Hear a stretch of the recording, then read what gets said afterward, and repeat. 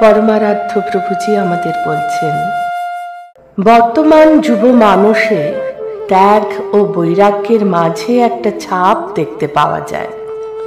শঙ্করাচার্যের প্রজ্ঞার ঐশ্বর্য দ্যুতি, স্বামীজির ভাবগম্ভীর বীরত্বের ব্যঞ্জনা এদের অতি সহজেই হাতছানি দেয় সর্বজনপ্রিয় হবার রোমান্টিক জীবনে। হালকা ইমোশন থেকে উঠে আসা বৈরাগ্যের পেছনেও অনেক ত্যাগ ও ঝুঁকি থাকতে পারে।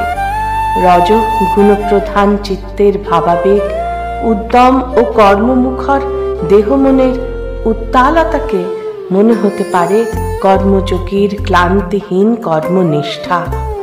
সংসারে কিছু না পাওয়ার বেদনায় তামসিক অসাড়তাকে সাধারণের মনোপর্দায় নির্বেদ মনের দিব্য প্রকাশ ভাবাও বিচিত্র কিছু নয়। কিন্তু প্রকৃত আচার্যের সামনে বিশুদ্ধ বৈরাগ্যের মান নির্ধারিত হয়।